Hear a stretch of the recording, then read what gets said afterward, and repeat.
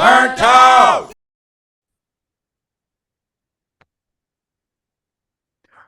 Hello and welcome to episode 13, Lucky 13 of the Burnt Toast Show YouTube show. We've done 13 of them. Actually, we've done more like 15 or 16, but a couple of them weren't very official now, were they? But this one is official. And it's officially, let me see if I do this right. It's officially brought to you by, this is some lo-fi shit here. I love John, and John gave me this card and said, just do this. So, okay, thanks, John. I saw him today, and now I feel like new man, that Yes. all new man. But anyway, Oh, man, you've got your own popcorn light. yes, I do. Goddamn it! This show, as all Burnt Toast shows, is sponsored by Premier Chiropractic, 7113 West Jefferson Boulevard in Fort Wayne, Indiana, an affordable walk-in clinic run by Dr. John McDonald. Dr. John is sponsoring the Burnt Toast Show. I think it's a wonderful thing. I think you should go see Dr. John. He does wonders for me, as we've discussed every show. And I can't drive it home enough how much John has done for me and my ability to move freely about the cabin.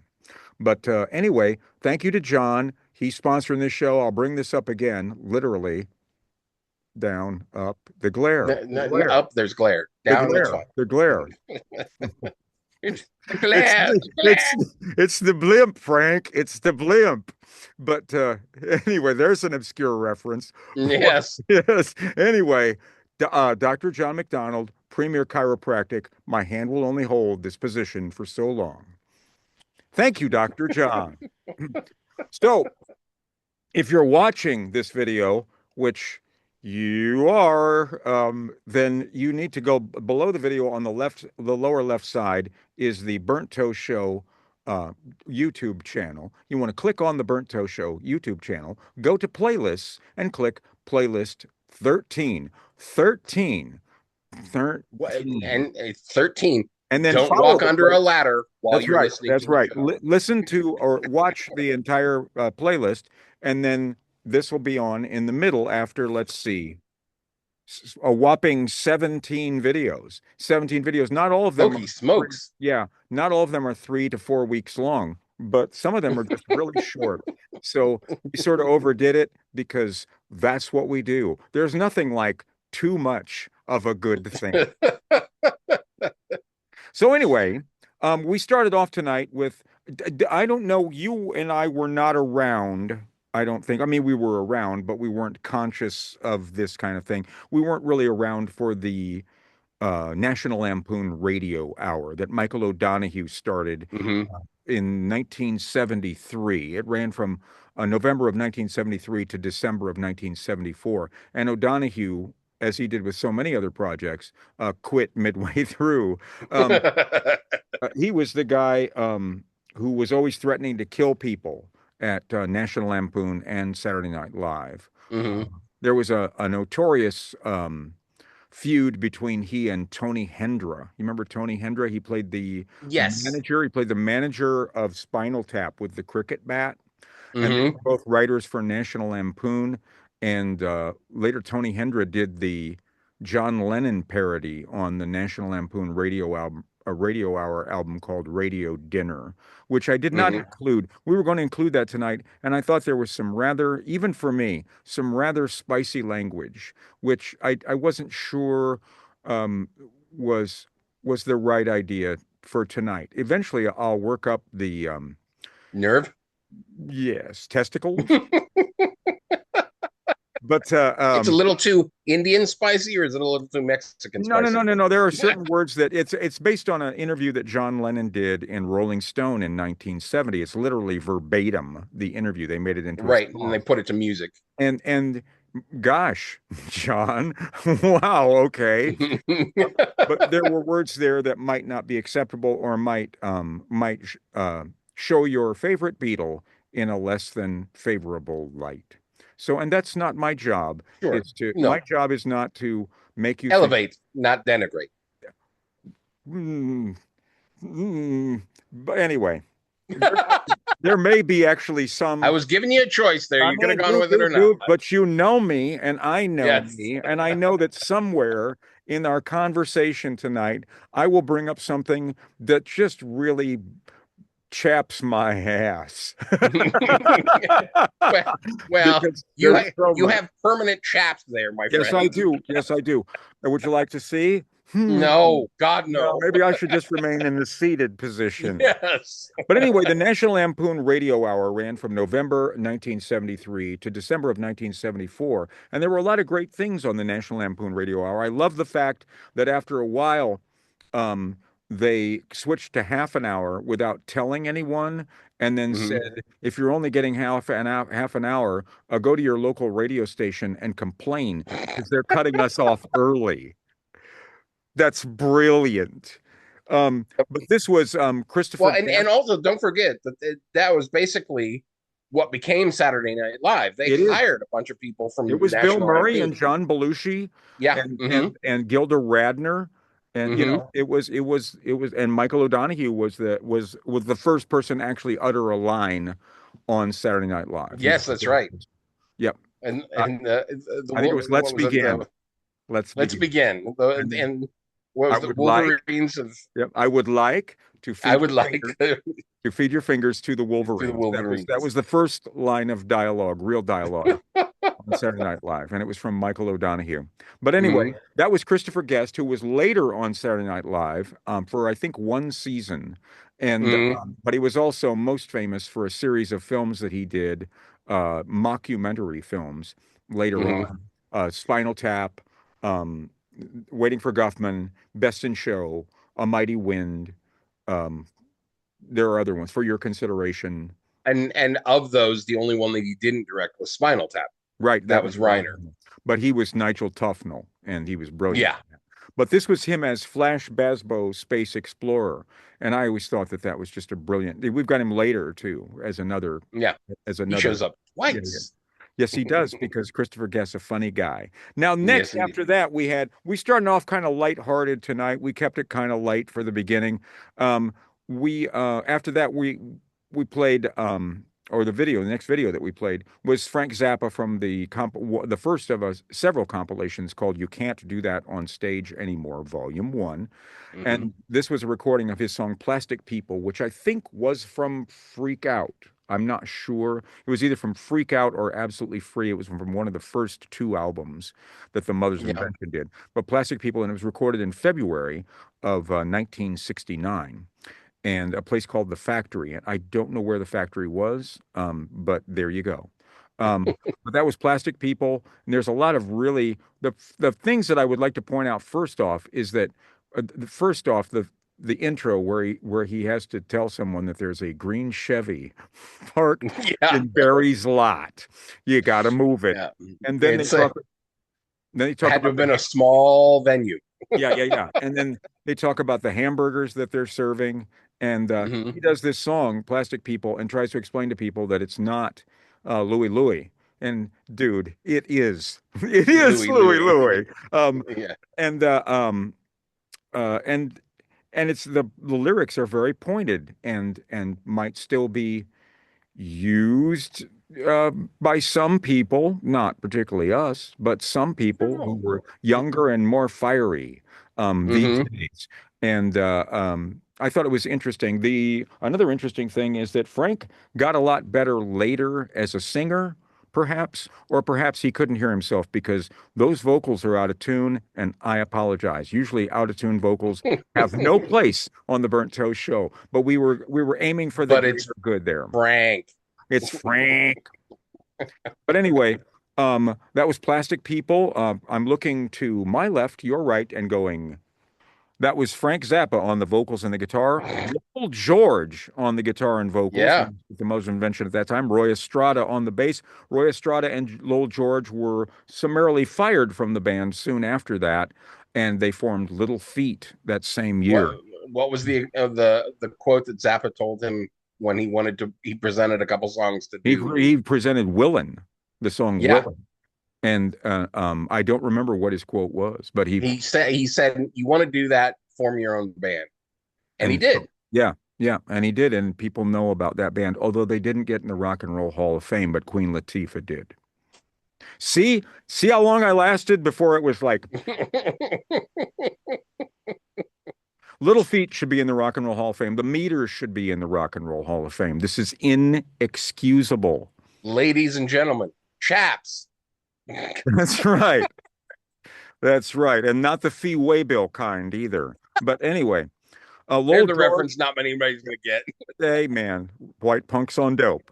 Um, Lowell George, Roy Estrada, also Ian Underwood, who was sort of Frank's right-hand man for a while on the woodwinds and keyboards, Don Preston on the keyboards, Motorhead Sherwood, an original member of the Mother's Invention on a baritone saxophone. I'm looking here, Bunk Gardner on the tenor saxophone, Art Tripp and Jimmy Carl Black on the drums. And the famous statement was, of course, hi everybody, I'm Jimmy Carl Black. A I'm the black Indian of the group. Indian of the group. Mhm. Which I don't think would be proper vernacular anymore. No, But but it there was you go. then. Yeah, there you go. After that, we played some Little Feat from that same year. It was a version of Teenage Nervous Breakdown. It was a demo from 1969 that was included on their compilation album. After Lowell George died, they put out a compilation album with two new songs on it called Hoy Hoy. And this was Teenage Nervous Breakdown. It's a demo. Lowell George, Richie Hayward on the drums, Bill Payne, who's still with the band. We'll talk about that in a second, on the keyboards, and Roy Estrada, who died in prison on the on the bass because some of the Mother's Invention were really weird. But What? yes, but they print the lyrics on the inside of this. I had the LP when it came out in '81. I had all Little Feat stuff at that time. Um, and I was a huge fan. I still am, and we're going to talk about this for a second. But um, when they printed the lyrics to this, it literally said there's a part in the second or third verse, maybe it's the out chorus, in the out chorus, where he's talking about getting your tires stolen on your car Mhm. and stuff like that. And then there's a line where he goes, "Fernfen your neck work," where he doesn't remember what the words are. He's not clear on what the words are. Maybe he didn't write the words. And literally in the lyric sheet, on the lyric sheet, it says firm, firm, firm, firm quirk. Just in case you weren't clear, That's right. here it is Now spelled you out. know what he was trying to convey to you. Firm, firm, firm, firm quirk. Lowell George, ladies and gentlemen. And the Little Feet And has not in the Rock and Roll Hall of Fame. yep. Um, uh, the Little Feat is on their farewell tour right now, their last final farewell tour, and it looks like they're doing an all-encompassing, a career-encompassing set that's very long, including an acoustic set in the middle, which is very cool. I hope to see them before they're gone. I've seen them many times. We saw them Yep. together Yes. here in Fort Wayne at the Clyde Yes, Theater in indeed. And I and 2010. I'd seen them like a 2 or 3 months before, 2 months before that here in Chicago when they came through. So Did you ever see them back in like the 80s or 90s? no, unfortunately not. Yeah, I did, and they were not as good as they are now. Okay, Um, good. it was Okay. kind of like, see, I saw the Allman Brothers in like the late 70s when they came back, and then I saw them in 91 when they added Hmm. Alan Woody and Warren Haynes, and there was Yeah. just no comparison. And then seeing them again when they had Oteil Burbridge, Warren Haynes, and Derek Trucks, oh my God, dude. So Yeah. sometimes you make little changes and things get way better. But Yeah. I mean, at least, you got to see classic, I got to see Richie Hayward, which was very cool. But Yeah. anyway, that was Little Feat, Teenage Nervous Breakdown. If Little Feat comes through your area, wherever you are, where are you? But anywhere, wherever you are, you should go and see Little Feat. This probably Highly recommend it. I talked a friend into going to see it and he loved it. So great. That's great. After that, we heard something brand new from Marco Benevento. He's got an album coming out in July called Glera, Glera. And this was a track called Houdini. And not the magician, not the rap group. right. But anyway, Marco Benevento there on the keyboards, and I assume that's Joe Russo on the drums. They had a duo for a long time, the Benevento Russo duo, aptly named. Hmm. And then he's also with Joe Russo's Almost Dead band. And I know they're very popular. This was cool stuff. I liked it. Did you get a chance to listen to that yet? I listened to it a little bit today. I haven't had much Oh, of a it's really chance to great. listen to I anything liked it. today. So And I did not confirm that that was Joe Russo, so that's Joe Russo with a question mark next to it, but I think it's it would make sense. After that, we heard Lettuce, or we saw the video for Lettuce from their album Elevate from June of 2019, and it was their version of Everybody Wants to Rule the World, the Tears for Fears song that they changed a great deal to yes. uh, to accommodate their vibe. And I know Nigel Hall was doing that version of that before he joined Lettuce. I saw him do that with Soul Live some years back in Chicago, where you live. I don't think you were at that What?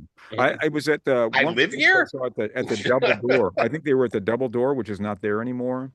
Right. And but I think but Nigel was with them, and I think they did that song and "Song for You," the Leon Russell song.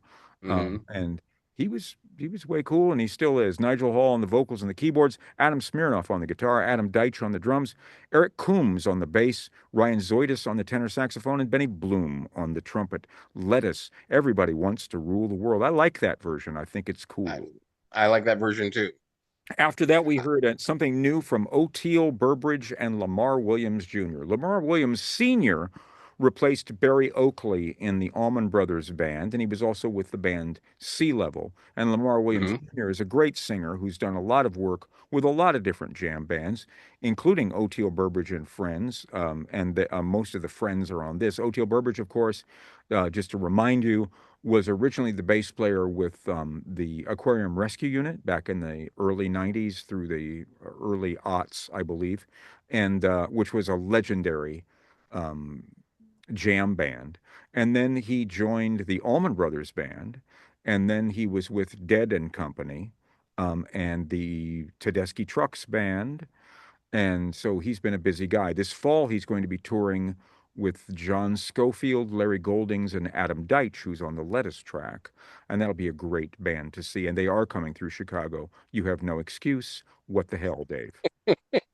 Well, here's a question I posed to you. I was reading an article about after Bob Weir died, and they were saying, what is the future of the Grateful Dead? And they were hypothesizing this idea that all the players that played with and company could form like basically a continuation of the Dead, like Dead band. I don't know if I'm willing to see that as a Dead band, but I don't know. What's your thoughts on that? Mm.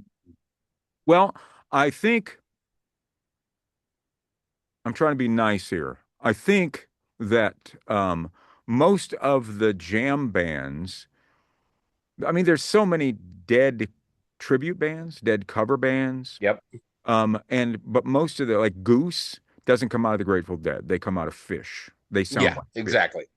And a lot of bands that are currently in doing that are they sound like more like Fish than the Dead. For one thing, Yeah. the Dead, for me, in my humble opinion, the Dead were songwriters.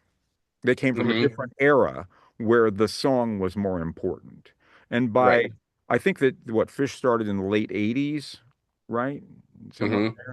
And I don't think that songwriting was quite as important. And I don't think that, I'm sorry, I don't think they were as good as songwriters as, I mean, they didn't have Robert Hunter, Right. you know, Robert Hunter was amazing. yeah, John Barlow was too, that wrote Yeah. with Weir. And I think that Jerry Garcia was an amazing, amazing songwriter. And I think Weir was very capable of writing great songs. Hmm. I don't think he always did, but I think No. he was capable of that. I think Phil Lesh came up with a couple of really good ones too. And of course, Yeah. Fire on the Mountain was a Mickey Hart song. And you know, Hmm. I'm not going to give out a lot of praise to Mickey Hart. You and I have talked about Mickey Hart before, Hmm. but wrote a good book, Drumming at the Edge of Magic. Wrote a good book. Um, Yeah. and but I think at some point, the more you do that, the more you take away from, From the legacy. yeah, man. Yeah. No, I I agree I with don't you. want to see Paul and Ringo get together with a couple of other people and call it Right. Beatles. I Right. don't want them to do that. And they're not going to, and they never did. And that's what makes them so cool, man, is because that their lifespan ended in 1970. And like Hmm. Zeppelin, they ended in what, 70, 80, 79 or 80, 80, I think. I think 79 was the last album. I think Bonham died in 1980. And the fact that they And stopped, because things stop, they yeah, stop. I don't need to see a hologram of Jerry Garcia out there. no, no, no, no, That no, would no. be bad. That But because if John Mayer led a group, uh, of people calling it, we'll just hypothesize the company, and it's like all people who played with the Dead. What would you think of something like that? oh, Not calling it the Grateful Dead. yeah, I would not go to see that button. Okay, all right. I was just I curious. I mean, don't it's like believe that I would go to see John Mayer anymore at all. fair enough, I fair enough. mean, we're talking here, right? We're talking. That's Yeah, what we yeah, yeah, do. yeah. This is the Burnt Toast Show, YouTube show. We talk Hmm. about things, and I'm not about to like dog John Mayer. I think he's probably got, for me, he's probably got 8 songs that I think, wow, okay. Yeah, And that I would Try agree with that. album, the Try album, the live album Hmm. that he did with Yeah, Steve Jordan and Pino Palladino, that's a great wonderful album. album, wonderful Yeah, album. But you still get like glimpses of, I'm sorry. You still get glimpses of how self-important he believes himself to be sure, sure. on Yeah, yeah, there yeah. too. You And definitely get that. I believe that if I were a younger, trendier person, maybe not trendier, but I would use the term there's a gross thing about him. It's just kind of gross. But Fair, fair. yeah, and for a while there, I mean, Bill Murray, remember Bill Murray making, we're getting way off target here, but because we're not even playing, dude, we're not, I still got to get back to the OTL. But Yeah. but you remember when Bill Murray introduced him on the at the Crossroads Guitar Festival and made fun of how he was more famous for like uh sleeping with famous women than Taylor he was. Swift. Yeah. Yeah. And I don't know, Katy Perry and Jennifer Aniston and what's her name? Yeah. Simpson. What was her name? Jessica Simpson. Yeah, that's the one. Yeah, okay, yeah, I guess you're a star. Dig you, baby. Back to this. Back to OTO. Oteil Burbridge and Lamar Williams Jr. have a new album coming out, and it is called The Offering.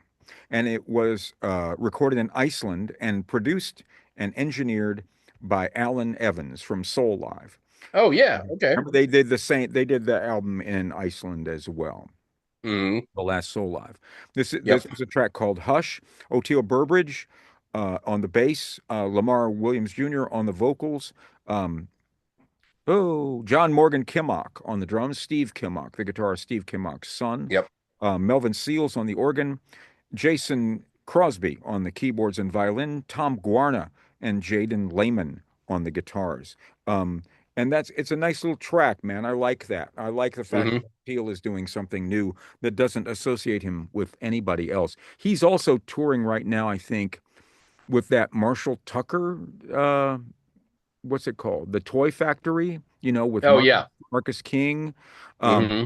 and he's doing that too. So he does that kind of thing. And I think that's cool. I think that if you took the Dead and Company vibe and applied it elsewhere, that would be fine. But I don't want Hmm. to go see Mickey Hart and nobody else from the Dead. Yeah. No.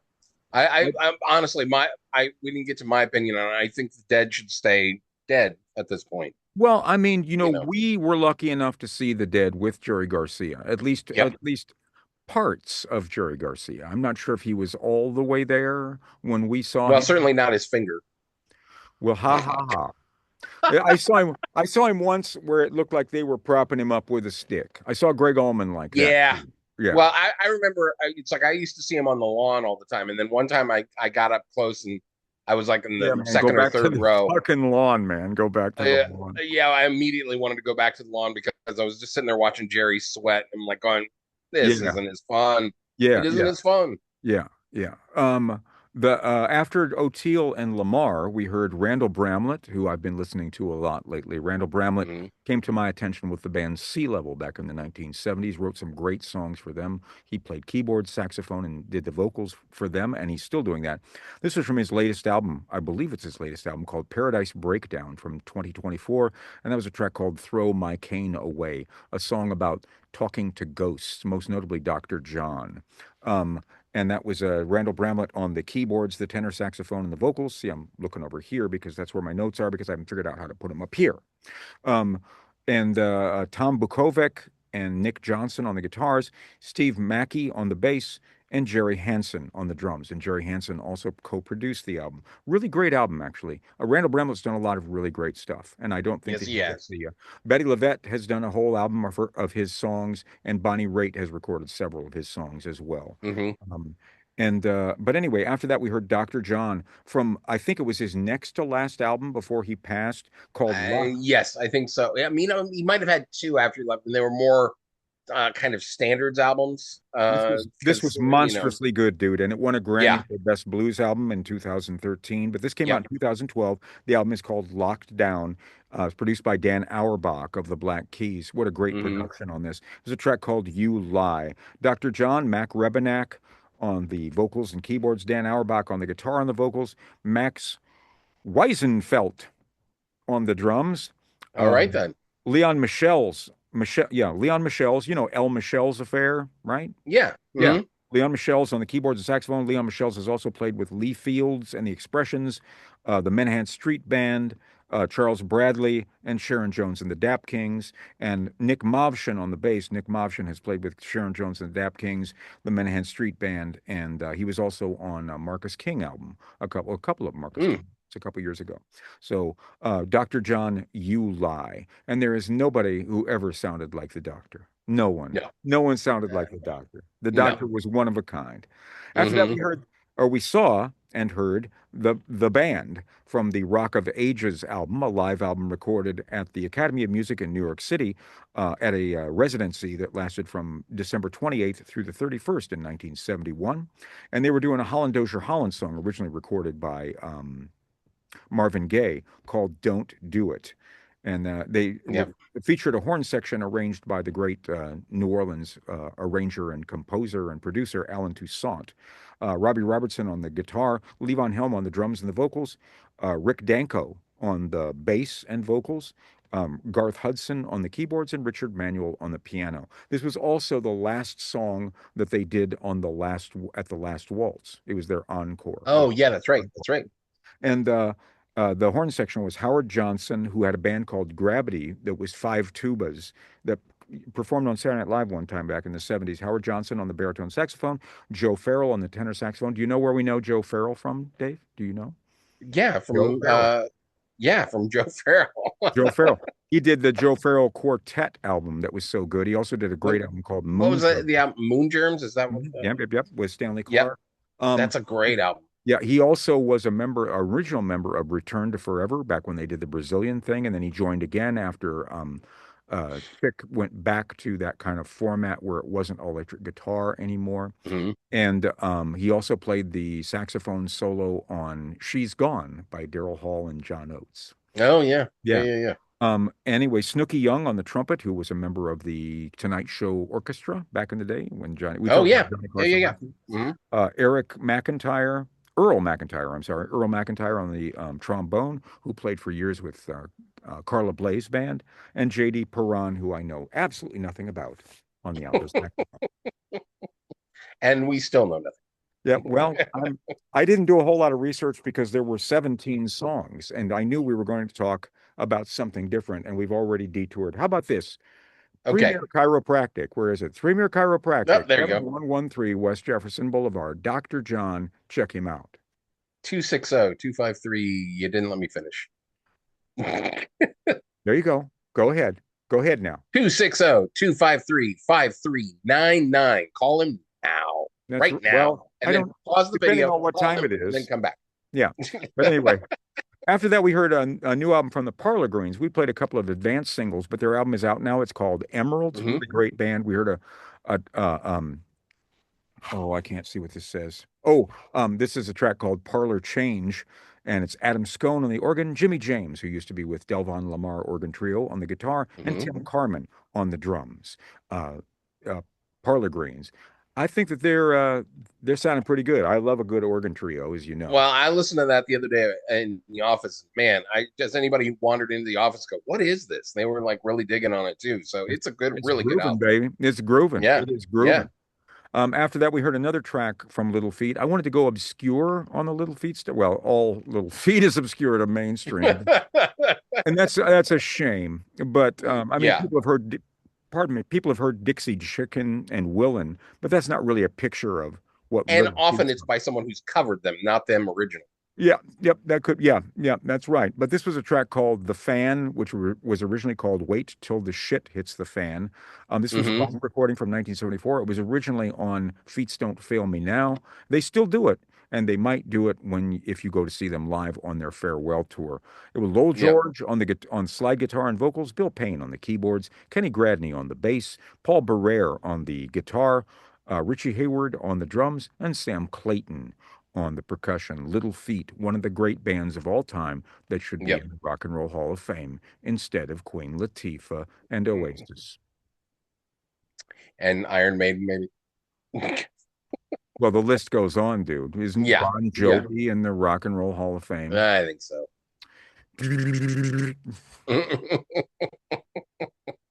After Little Feat, we heard National Lampoon Radio Hour, The History of the Beatles with Christopher Guest. One of the funniest things that I heard from Oh yeah, and you wonder if he improv. Mr. Lennon, Mr. Yeah, Lennon. I wonder if he improv that or if he had a little script that he went from.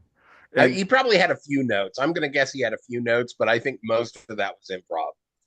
yeah, I wonder about the Flash Basbo too. I mean, I wonder if he had a list of Yeah, food. You know what I mean? Because there's such yeah. a big list of food. This means big list of food. Um, Or smack me in the head. One that's of the right. two. I can't control my limbs. But after that, I thought it was best to play the funniest Beatles song, in my humble opinion, the funniest Beatles song that they put out. It was the B-side of Let It Be. It was the first record that I owned. My uncle bought it for me for my birthday in March of 1970. And I didn't realize that Let It Be was the A-side. I thought that the A-side was You Know My Name, Look Up the Number. And I would go around the house at 6 years old trying to do the John Lennon thing. My father already thought, okay, there's no chance for him. And I think that this was recorded originally during the Sergeant Pepper sessions. They started this during the Sergeant Pepper sessions in May and June of 1967, and then they finished it in April of 1969 when they really didn't get along, which is Yes. odd. It's really odd. I mean, hear about stories about Monty Python, how they would do these incredibly funny things and then not get along at all. Like they Yeah, would and they just leave the room yeah, after it right, was right. over. They just couldn't stand each other. Yeah. But it was John Lennon on lead and background vocals, guitar, and maracas. And of course, they said it was a spoken vocal. I'm not sure if that's spoken. I thought it was one of the great scat. As someone who doesn't really like scat singing very much, I thought it was one of the great scat singing performances. Paul McCartney on the lead vocals, the piano, and the bass. George Harrison on the guitar and the vibes. Ringo Starr, dig this, on drums, timbales, and bongos. I'm not sure that there was another Beatles song where Ringo played timbales and bongos. He's getting into I don't think Santana so. territory there. But Yeah. and Yeah. Brian Jones from the Rolling Stones played Hmm. alto saxophone on this song. Oh, that's Um, wild. and, I didn't realize and his that. intonation sucks. So there you go. Well, But I don't think it was meant to be good. Mal Evans, their right-hand guy who was involved in so many of their recordings and so many of their other things, wasn't he kind of their, like he went and, he was the guy who would go and get coffee and he would do everything for him, drove him around. And wasn't that Mal Pretty Evans? much, yeah. I Yeah. think so. I think you're right. And then he's responsible for sound effects on this, which we'll have to listen to it again and see what the sound effect, because it seems like they've got little squeaky toys and stuff like that in there. Yep. Because, what Beatles song would be complete without squeaky toys? But Or just any weird noises at all. yeah, after that, speaking of Monty Python, and now for something completely different, we heard Mhm. D'Angelo from his groundbreaking soul album called Voodoo that was released in January of 2000. And that was the classic track, Spanish Joint. I was lucky enough to be able to have an interview some months back with Charlie Hunter. Um, and we talked about his the recording of that song, which just thrilled me to no end because I'm such a huge fan Yeah. of that song, and it's such a Yeah. unique song. It's so unique. And that's D'Angelo on the vocals and the keyboards, Charlie Hunter on the hybrid guitar, playing bass and guitar at the same time, Questlove, Amir Thompson on the drums before he became a TV star and film director. Yes. Um, Giovanni Good, great film director, a pretty good TV star. Yeah, yeah. Yeah, I mean, I think, and but it used to be like he was the guy with the big groove, and I'm not sure we Yeah. think about him like that anymore, but that's okay. He makes Yeah. more money now, and he's making his presence known in the culture, Yes. which most drummers don't do.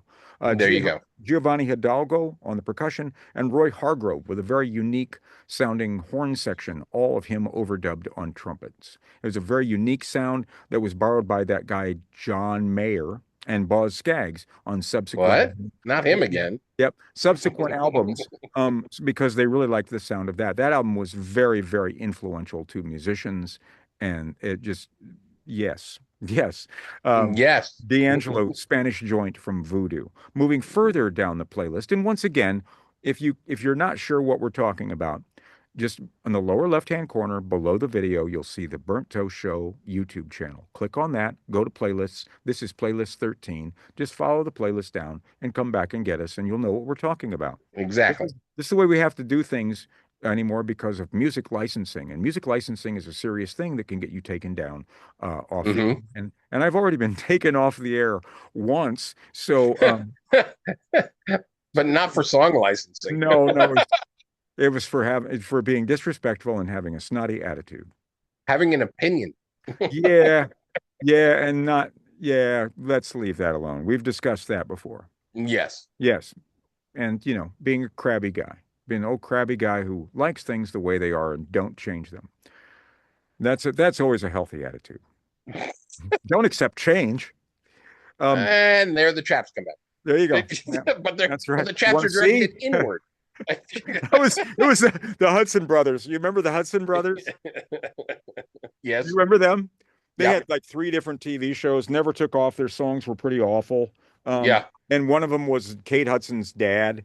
And but they were funny. And I watched them back in the Hmm. 70s. And I'm getting to something here. The younger one, Brett, who played bass, used to when they would introduce guests, they have guests come out. He would say to them, "Hey, you want to see my rash?"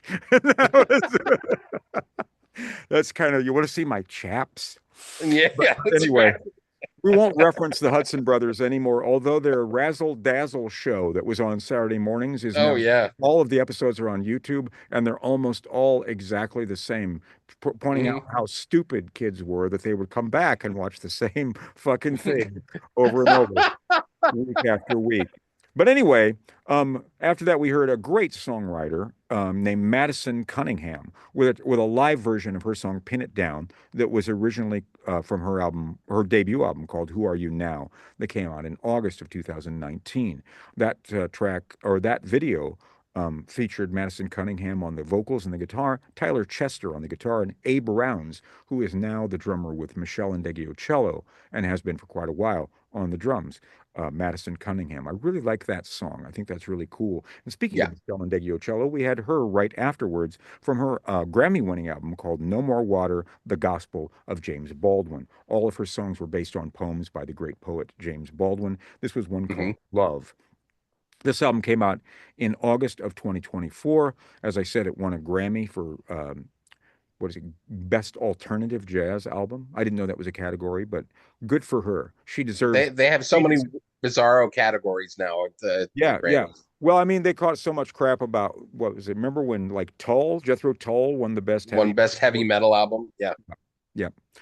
So they had to split things up a little bit. But anyway, Yeah. Michelle Indegliocello on the vocals and the bass, Chris Bruce on the guitar, Jebin Bruni and Julius Rodriguez on the keyboards, um, Justin Hicks and Kanita Miller Hicks on the vocals, and Abe Rounds, there he is again, on the drums. And that was Michelle Indegliocello with Love, a beautiful track. There's a great Hmm. live version of that we've played on the show before, too. So I hope that you dug those videos. We closed out with Crosby, Stills, Nash and Young, except that Young is not on this song from their album Deja Vu from March of 1970, and that was Carry On. Actually, it was two songs Carry On and Questions that Hmm. Steve Stills put together. And like the first album, Steve Stills played most of the instruments on this song, the vocals, the guitars, the bass, the organ, and the percussion. Crosby and Nash did vocals, and Dallas Taylor played the drums. Um, and I just think that at that time, I'm not I like a lot of Neil Young stuff from that period. I don't Hmm. know. I mean, there are people who really worship at the altar of Neil Young, Right. and Yeah, I know those I'm folks. real hit and miss with Neil Young. Hmm. And I think a little bit of Neil Young goes a long way. And it's been suggested, and I kind of believe this, that Neil Young saw the Crosby, Stills, and Nash thing as a wonderful career opportunity, a jumping off point where he could sort of get his own solo career really rocking. Hmm. Because he had put out a couple of albums that did okay, but I don't think that they were. I don't think he was into the superstar thing. And in Right. Buffalo Springfield, they only had the one real hit, didn't they? That was Stephen Stills for What It's Worth. I For know what that it's worth. Well, there was one other one. Mr. Soul was more of an FM staple. I don't think Yeah. it was really Hmm. had the crossover. But that was Neil's song. And he had done like Cinnamon Girl before that, and Hmm. Down by the River, and some stuff like that. But I don't think it had really taken off. And I don't want to insinuate that Neil Young couldn't have made it on his own. But I do think that he was a master of self-promotion at that time. I think that he saw that Probably. as an opportunity to show himself to a larger audience and then get out of there, which he did. Yeah. Um, and uh, um, and then he did Harvest and proved that he didn't need anybody. And they did do another album together. Except for maybe Nicolette Larson and a few other people that played in the background on that album. But Yeah, yeah. But they did do another album. I saw them in 2000, um, and it was okay. I saw Crosby, Stills and yeah. Nash Young in 2000 on that tour, and the album I didn't think was very good. I want to say it Was was that American Way or American something? Dream, I think, American American Dream. Dream. Yeah. And Yeah. There was nothing really notable on that song on that album, in my yeah, opinion. and I think that Neil had done things and has continued to do things that were good. He just didn't do it on that album. It was like he wasn't giving them his best stuff. But I don't know. Maybe No. that was what he had at the time. I don't know. I don't know Neil Young. I know that he hasn't aged particularly well, but I mean, he's 80 years old. These guys who are 80. There was a video this week of Amy Helm sitting in a car. Have you seen this yet? It's With an Instagram Donald page Fagen. with Donald Fagen in the other Yeah. seat, and he's actually got a pen, and he's writing something on the window while she's talking out this window. He's writing something on the window, and then he keeps looking at his watch, except he's not wearing a watch, and he's writing stuff on the window, and I'm like, wow, man, that's Donald Fagen, man. But Yeah. he's been playing with Amy Helm at Levon Helm's the Helm family Woodstock Hmm. studio. And I think that's really cool. I think it would be cooler if he toured again with Steely Dan, but that's not going to happen.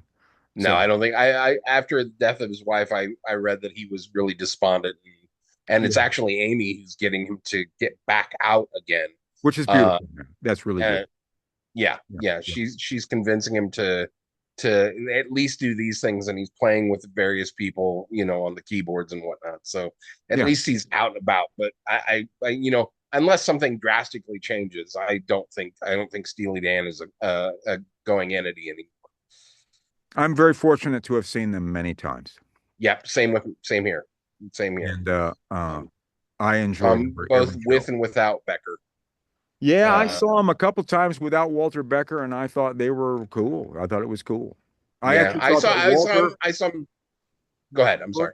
I thought that Walter, toward the last few years, really needed to hit some more notes that were like in that key. You know, that was kind of, I mean, when you're playing with Steely Dan, you know, the rest of those guys in that band, they don't make mistakes, man. Yeah, There aren't any yeah. mistakes. And there, I mean, we've played, what's that version? There's a version that we've played of Pretzel Logic with Steve Winwood. That's from Hmm. Australia. You remember that one? And Oh yeah, that's a it's good like this recording. incredible version, and Steve Winwood is killing it on the organ and singing the song. He sings it, and then Walter comes in with like these guitar fills in the second. Let's speak ill of the dead. Um, but he comes in with these guitar fills in the second verse, and they're not even remotely in the right key. And it's like, dude, you wrote the song, Yeah, you know? So, but yeah. I think there was a kind of a, I think that he just really, I don't know. Never mind. But anyway, we were lucky to see Steely Dan a lot. Um, and we're going to move on and we're going to talk about our second set, which you presented to me earlier today. And I tried to take some notes. And Hmm. apparently, you don't know anything about any of these songs at all. Well, you asked me to put together. I was at work and I put these songs together, which I thought. I mean, I know that I just listened to the Gong album, the new Gong album, which I Well, thought was really good, and I wanted to represent that. they were a prog Um, band from where? They're from Europe, but I don't know where in Europe.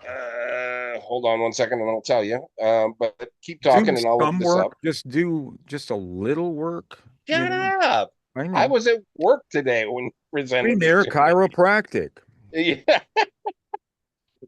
This show is brought to you by Premier Chiropractic, 7113 West Jefferson Boulevard, Fort Wayne, Indiana. Dr. John McDonald. Go see Dr. John. He's brilliant. He will make you feel better. And now, Dave with the answer to where does Gong come from?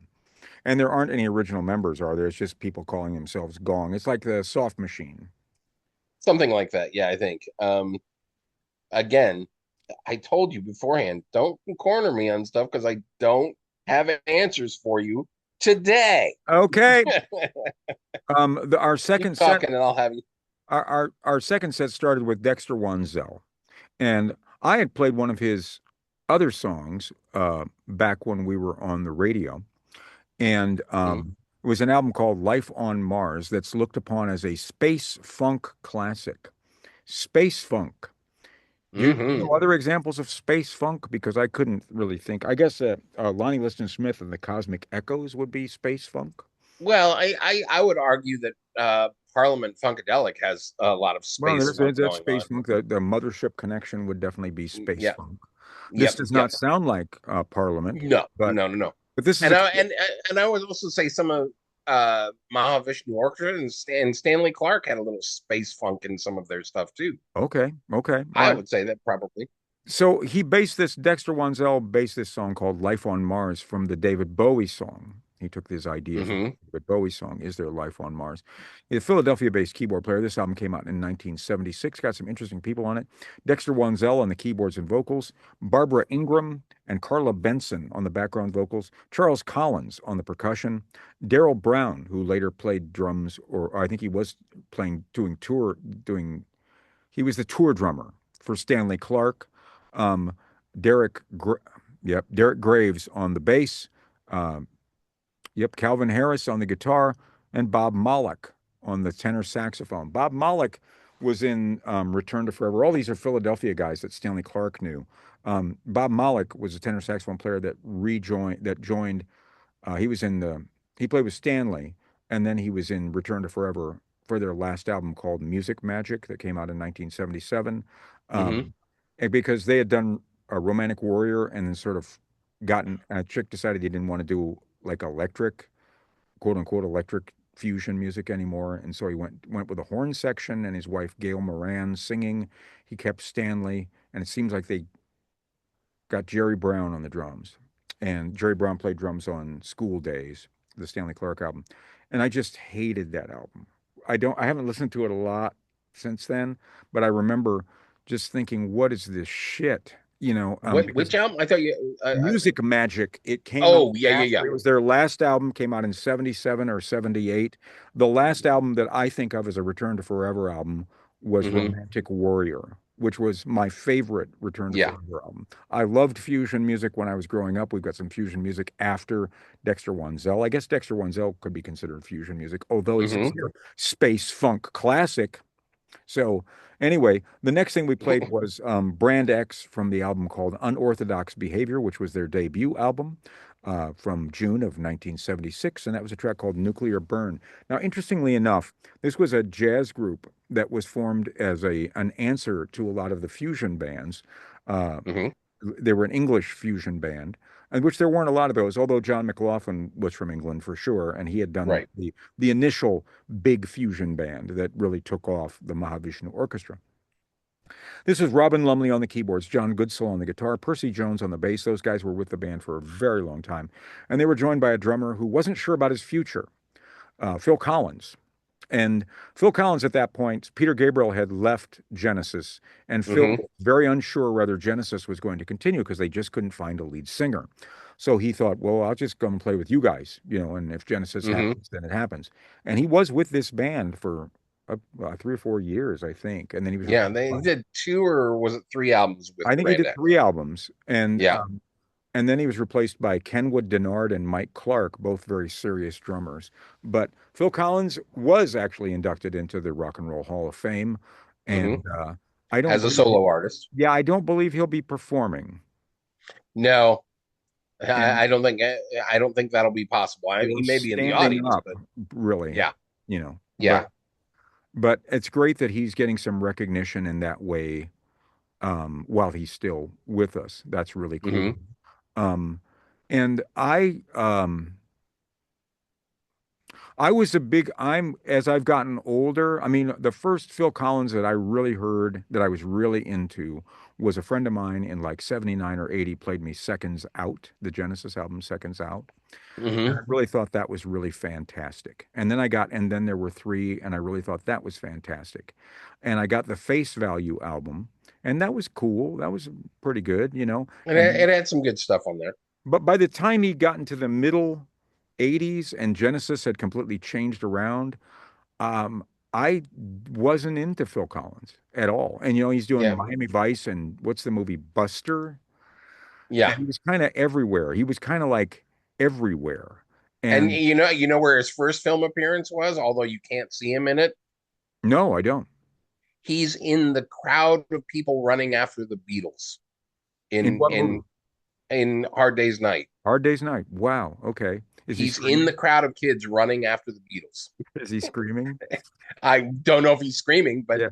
he's definitely running Oh, after them somewhere. But oh, I've oh. looked and you can't see him, But he says he was because there. all And you why can would see he is the lie? girls running after him. But I think he was just there in the crowd Okay. running, so they had a crowd of Well, he people was like running a at him. child actor before he was a drummer, I Yeah. believe. Mhm. So he has definitely had an amazing career, a completely original drum sound that Hmm. changed a lot between it was like Tony Williams. Tony Williams' drum sound when he was with Miles Davis in the 1960s was completely different than this drum sound that he had in the 70s and 80s. It was really an innovative change for jazz drumming, the way that Tony Williams sound. And it was a Hmm. very innovative thing for Phil. Everybody wanted that tom sound, glue, glue, glue, glue, glue, glue, glue, glue, Yeah. glue, that thing. Yeah.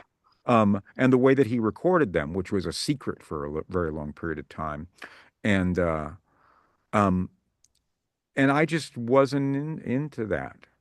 Yeah. And I I mean, remember, he was on everything. Like he did that Philip Bailey song. He did, I liked that though. I yeah. actually liked the Philip Bailey album. I thought that was pretty cool. But he did want to be Earth, Wind, and Fire. I mean, the fact that he was using the Phoenix horns and Yep. there's a Genesis album called Three Sides Live. Hmm. That what is it? Turn it on again, right? Turn it on again. That's the name of the song, right? Yeah. Where he's actually doing like these Maurice White yow. It's just like, Yeah. dude, that didn't work for George Duke. It's not going to work for you, man. Well, I read recently that when they were the last few years of touring with Genesis, one of the songs that he just wouldn't do anymore because the song doesn't make any sense. It's stupid. I'm not performing it. And that was the song Abacab. He just Oh, I wouldn't do it. liked Abacab. I liked Yeah. that song. Yeah. He There was just a, wouldn't there do were, it. yeah, yeah, yeah. Well, I mean, the lyrics do make no sense if you look. Well, that's okay. But I mean, there's that part in the middle, where he's bashing the shit out of that China symbol, and it just makes you, this is rock, god damn it, Yeah. that feeling that you got from But Stuart Copeland, that yeah. thing, where they're just Yeah, wailing, but man. he just hated the lyrics, and I guess the lyrics were based off just the title was based off of the chord changes. No, no, no, the form of the song. The form of the song. Yeah, Yes, you're right. yeah, The form of the song, yeah. and that's all that meant. Abacab is all that meant. Is Yeah, man, I the don't form of. know. I don't know. I'm okay with that song. It was some of the, I mean, I don't ever need to hear I Can't Dance ever again. Oh no, it's like either that or Illegal Alien, that which Yeah. just didn't date that That, well. boy, yeah, that dated well. Yeah. Let's open all our shows with that. Anyway, after Brand, but he was with Brand X and he was a brilliant fusion drummer for a while for Yeah, someone yeah. who didn't really have a lot of technical know-how. He really made a lot Hmm. of Billy Cobham-esque things happen for that band. After that, we heard Gong, which Which we was talked, a band formed in Paris in 1967. There we go. and Alan Holdsworth played with them for a while. This is Yes, probably like a ghost band. It's kind of like going to see the Count Basie Orchestra, you know. sure. Yeah, and they've got a new album out called Bright Spirit that came out in March of this year, and that was a track called Hmm. Eternal Hand, which you can take a lot of different ways. Yes. I just looked up the oldest, the member who's been with them the longest has been with them since 2007. Yeah, and they were around since 67, so he might not Yeah, have even been born yet. yeah, yeah. Who is it? Which one is it? Fabian Golfetti. The guitarist, yeah. Yeah, I was he's been surprised with that them the vocals 2007. there were vocals on this. It was an interesting track. I liked it, but it's an interesting track. Yeah, And yeah, yeah. I'm not sure whether it leads into the meters, but that's where it is. So, Yeah, and that's where I went. you're the king of all things when it comes to that kind of thing. You used to do this, every week. So Yes. we played the meters from an album that when I interviewed George Porter Jr., the bass player with the meters, he said that this was his favorite meters album, Rejuvenation from July of 1974. Well, it is a fantastic album. It Well, I really got to is. disagree with him. I think the first one or the first two, the Uh, meters, and oh then no, no, Liquid no! I'm not Hydraulic. saying it's their best. I'm saying it's a great album. Yeah, it is a great I'm not, album. Yeah, and it there's is a no great denying album. it's a great But there's a track called Just Kissed My Baby that a lot of people have covered. It was their fifth LP and their last one as a quartet before Cyril Neville joined on vocals and album. percussion. Hmm. They became more vocal oriented in their later years before they broke up in the mid 70s. At this point, I think they were opening for the Rolling Stones on their European tour around this time. Zig Modaliste on vocals and drums, George Porter Jr. on the bass, Art Neville on the keyboards and vocals, Leo Nocentelli on the guitar and vocals, and they were joined by Lowell George, who is on count them, three other tracks that we played tonight on slide guitar. And He's a apparently, popular guy. Little Feat was on tour around this time. I think it was 75, I want to say. They were on tour in Hmm. Europe around this time, and the meters were opening for the Rolling Stones. And I think the idea was Lowell figured out that the parties were better with the Stones. So he Hmm. just disappeared off the Little Feat tour and went and hung out with the meters. That's ice Nice. cold, man. That is Yeah, ice cold. That's I. But yeah. people did things like that. I'm reading a great book called Washita Love Child. It's about the guitarist Jesse Ed Davis. Oh yeah, sure. And there's all sorts of things where people just disappear and people, they don't finish tours and, and things like tours get canceled in the middle of the tour because somebody disappeared or there was a drug overdose and the idea you forget that like in the rock and roll days, especially in the 1970s, hard drugs were everywhere and everyone seems to have Hmm. taken them. Everyone. And Yes. like there were like everyone, like people that you really admired, other than Stevie Wonder. And I've heard Stevie Wonder, Marvin Gaye was always trying to get Stevie Wonder high, and Stevie wouldn't do it. Yeah. Wouldn't do it. Um, Well, neither would Frank. Frank never got high either. no, no, and Frank actually fired people. He fired Napoleon Murphy Brock for getting high. There were a couple other people that got fired for having Yeah. drugs. Mostly it was weed. I think he was firing them for like smoking weed. It wasn't like heroin or cocaine or anything like that. Right. It was like Right. weed, which you can now buy over the counter in many of the states of the union, including the one that you're in, but not the one that I'm in. That is correct. That's right. But all well, two of your surrounding states Yeah, yeah, yeah. I'm vaguely aware of that, Dave. Thank you do. very much. I Um, And I would don't imagine know why you would know that's why the that. roads are so terrible in Indiana is because we don't have that. taxable income to go and fix the road. Although I'm Yes. not sure that's what they do anyway, but I digress.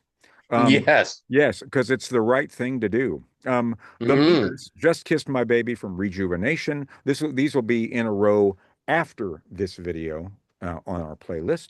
And then hmm finally, we ended up with, I heard an interview one time with Bill Champlin from the Sons of Champlin in Chicago, great organist and vocalist. He also wrote After the Love Is Gone for Earth, Wind, and Fire and many other big hits. He wrote, hmm anyway, it doesn't matter. But he said that when he heard Stand, he thought that Stand was the soul music Sergeant Pepper.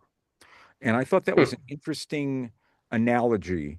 And if you listen to it, it kind of is. And to me, this is one of the great songs on this album. They had a very famous bass player, Larry Graham, who is not on this song. Sly Stone plays bass on this song. We played hmm You Can Make It If You Try. But apparently, Larry didn't try. So uh, Sly Stone Maybe the whole also, song's written about him, that actually. could be. Sylvester Stewart started calling himself Sly Stone when he was on the radio in San Francisco. He was a radio DJ and producer before he hmm was Sly Stone, and before the Sly Stone that we know. And that was Sly on the vocals, the guitar, the keyboards, and the bass. Rose Stone on the vocals and keyboards. How do you like it if your brother decided to change his last name and so you had to too? Because that's Rose Stewart and Fred Stewart. You know what I mean? Yeah. So Rose Stone on the vocals and keyboards, Freddie Stone on the guitar and the vocals, Greg Rico on the drums, Cynthia Robinson on the trumpet and vocals, Jerry Martini on the saxophone and vocals. And they were joined by the vocal group called Little Sister that featured Vette Stone, Mary McCreary, and Elva Mouton background vocals. Mary Yep. McCreary later married Leon Russell, and they did that wedding album together. She's The also wedding on album. several of Leon's albums. She's on the little sister is on several other Sly and the Family Stone albums, most notably hmm Fresh and There's a Riot Going On. I think they're on many other albums as well. They were very popular. They were kind of like the Sweet Inspirations. Remember, they were the Sweet Oh Inspirations. yeah. Yeah, actually were the people who did just a little bit. You know what I mean? Re. That's the Sweet Inspirations. And they were Yep. also they also sang back up on Electric Ladyland, and but this was kind of like that. They did that, but that was Sly and the Family hmm Stone. So you're set to reiterate Dexter Wansell with Life on Mars, Brand X, Nuclear Burn, Gong, Eternal Hand, The Meters, Just Kissed My Baby, and Sly and the Family Stone, You Can Make It If You Try. And that's a good positive note to end on for tonight. Yes. You can make it if you try. Because some days you can, what is it? Cannonball Adderley, um, adversity. Remember the speech about adversity? Yes. Yeah. Yes. My, Exactly. my keyboard player, Joseph Zawinul, uh, uh, wrote a song, and I think it's what you're supposed to say when you deal with adversity. Mercy, Yeah. mercy, mercy. Mercy. Mercy. Yeah, because we're dealing with some adversity right now. I believe Right. that And everyone is dealing with yeah, adversity. adversity, and in your case, it's wearing chaps. Yes, yes. More Had to bring it back one more time. more chaps references. And before we forget, you read it this time, buddy. Well, I'll get it over here. Is it Yeah, put it in focus, and there we go. Premier Chiropractic, 260-253-5399. They make Todd happy, so they'll make you happy. I feel There you much go. better every time I go to see Dr. John. Dr. John McDonald, 7113 West Jefferson Boulevard. You can go to the Dairy Queen around the corner or the Subway around the corner and get you something to eat on the way back out. There you go. Yeah, I don't do a lot of Dairy Queen, but if I did, I would stop It'd be in. right there. It's a lovely day. It's a lovely day here. We're taping this on what is today, the 17th of April, Yes. and it's a Mhm. lovely spring day. And springtime for Hitler, as they Well, let's not hope so. producers, right? Producers. Yeah. And but it's it's really nice. It's really nice to have the warm weather back. There's a feeling that Mhm. comes with that. And Mhm. I'd like to leave on a really positive note and just say how much I enjoyed doing this YouTube show with you, Dave. I really liked Well, it. I the same right back at you, my friend. It's like we've been doing this since 2020 together, and But it hasn't aged. this is better. This is better Yeah. because it's you and I and just talking like we talk. And there aren't Yep. any filters. Well, I mean, there's filters because we want to stay in good taste and we want to stay away from certain things that I don't want to talk about on the air. I don't want to talk Yeah. about the things that we're bombarded with. I want this to be an oasis away from all the torrent of shit that comes at you all day long. There's Hmm. just no other way to say it. Do you Yeah. know, there's a torrent of shit. If you're on social media, it's like, well, you're not depressed enough yet. You know, Yeah. here's some Mm. more. But Here's some death and destruction to get, to send you on your way. and I really think that music, especially the the music that I want to say that like in the 60s and 70s, like there was no social media. There was music and there was a message through the music. Um, Hmm. and most of the time, it was a very positive message. It was sometimes it was outrage, and sometimes it was exasperation. But overall, it was people who Hmm. believed in something. And And I think it's very difficult now to believe in things.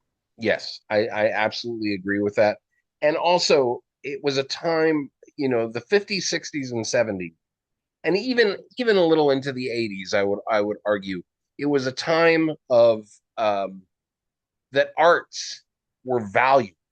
Yeah, The especially the the beat poets all right. and the music of the late 60s and 70s and the experimentation, even in films, In films, of it's like, course, films, literature, yeah. Mhm. films, just it was all about being creative. And when I interviewed Danny Seraphin on the radio, Danny Seraphin, the drummer from Chicago, and I've heard William Friedkin say things like this too, the director William Friedkin. Mhm. They said I said to Danny, I said, how did you get away with this, man? It's like you did exactly what you wanted to. You were as creative as you wanted to be. And he said, Mhm. well, the thing you have to remember is that was what the culture wanted. They wanted you to do Mhm. that. That was what they expected from their art. And they did Mhm. believe in art. And I believe Mhm. that that's one of the things that causes us to feel so isolated is that we don't have any collective or we it's harder to find a collective art, a Mhm. collective uh um a collective idea. Because we Yeah. used to, I mean, we back and I don't want to go into this whole back in the day thing because we did. I think that the internet is a beautiful thing, and I used it to collect all this information, and I couldn't ever have done that Right. back in the day. And I love modern technology. I think it's a Mhm. wonderful tool as long as it doesn't run you. Yeah. You don't Well, become the there tool. You don't become the tool. Um, there was a great documentary I saw recently called The AI Movie, and it was mhm. talking about AI and how, and it was basically broken into three parts. And there was the first part was the doom and gloom sayers. The second part was the people that were like, AI is going to save everything, which I thought those people were delusional. And then there was the people that, and this is kind of where I fall, is that they said, yes, there are amazing things that can happen with technology and AI, but there is also this downside, and we have to be vigilant and take the good stuff and police the bad stuff. And I don't think there's enough of the policing of the bad stuff right now. Okay. And I think that's really what needs to happen because, like I said, there's lots of good things that can come from AI and from the computer, from the internet. All of this, there's lots of good things, but there is also this downside. And if we don't do something, it's going to, we're going Well, to lose all of these you things. remember that the Terence McKenna quote, um, that art, creating art is the answer. Do something creative. Hmm. That's the Hmm. answer. That's the answer. That's how you Yeah. fight the power, quote unquote. That's not Yeah. what he said. I'm paraphrasing here. But Yeah. you remember what I'm talking about, right? Creating Yeah. art. I do remember that. And Hmm. this in a way, for however many people see this, is us creating art in our own way. We're not really Yeah. creating anything. We're just commenting on it, but at the same Hmm. time, we are doing something. And I think Right. that people need to find a way to, if you're not already, to do something. Just do Yes, something. Even if it's just, wholeheartedly. even if it's just for you. There's an idea in Buddhism that you're sending some sort of message into the universe all the time, and the universe is Hmm. responding. And so you don't have to tell everybody. Not everybody has to see your art. Not everybody Right. has to see your thought, your example. The universe knows. This is getting really esoteric now. But that I like that idea. And I Well, like we and can do this together because yeah, I get more out of it. I can talk more freely because I'm not policing myself and I'm not trying to think of the next 10 sentences. And I have you right. to sort of, we are each other's straight man at times. Yeah. We are.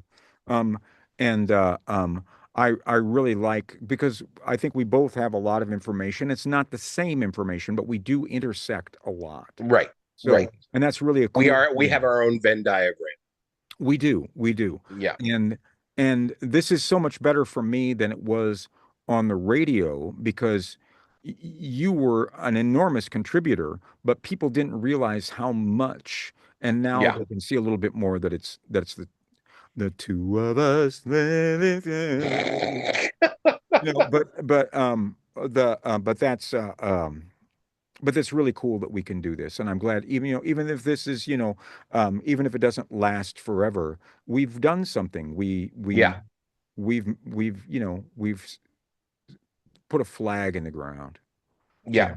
and we did on the radio too. We did on the radio too, and that was a cool thing. I don't know if radio is the medium anymore. Um, Hmm. but I think that to a certain extent, we're moving into. I don't know if this is the medium either. I don't know. This might No. hey, Yeah. I this think. might I think already, there's. this might already be, it's like, the idea that you're looking at a star in the sky and that star's already dead. Yes. Yes. You You're know, basking in its light of a dead star. yeah, that's right. Yeah, yeah, yeah, man. So that's kind of where we're at on that. But it's I think it's a step beyond what we were doing Hmm.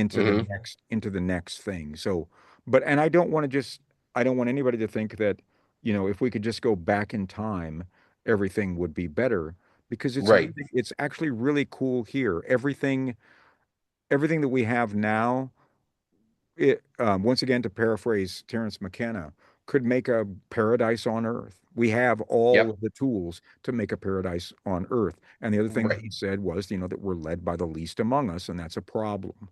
And yeah, that, you know. Yeah. So, but still, I think that creating art, creating something, saying something that doesn't have anything to do, it just has to be, I love this and I want to share it with you. Yeah. Exactly. I've always been the I love this and I want to share it with you guy. And you have too. Yeah. You worked in a record store for years. Yeah. And that was the only reason you work in a record store. It's not so that you can sell 30 copies of New Kids on the Block or whatever. No. It was so, hey man, I found this record and god damn, this is really good. Yeah. You got to I check it. mean, I had regulars, and I know you did too, that would Oh come into the yeah, store and they go, "What'd you listen to?" And I said, "Man, you got to hear this," and that's I'd play right. it for them. And we're still You doing, know, man, you got to hear this, or you yeah. got to read Hmm. this, or you got to see this, or Hmm. whatever. And somewhere out there, maybe there's somebody taking notes. Maybe I'm self-aggrandizing there, but maybe there's not. Maybe there's just somebody going, these guys ever stop talking? But but Well, but I think there, as I was saying before, with the good and the bad side, there's probably the people that say that. There's also the people that are taking notes, and we have been contacted by those people in the past. yeah, So, we have that actually, so because I hope that people glean something from this. We don't get any comments on our videos at all. Like we yeah, don't. Um, but that's okay. we get some likes. We do, and that's Yeah. important from a social media standpoint. It makes us feel valid. Well, the more likes we get, the more people are paying attention to it. And, That's that's, true. So, you know, it's the whole like and comment, subscribe, like and comment and subscribe, like and comment and subscribe. It's every YouTube person. Like and yeah. comment and subscribe. Uh, Click the subscription bar or whatever, That's right. all that And stuff. notifications.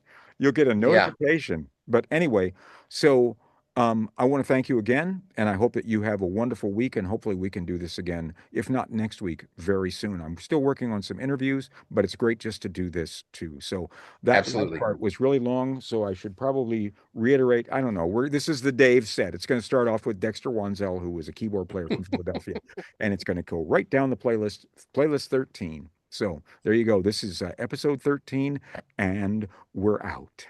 Thanks, Dave. No problem. Thank you. It was a great time.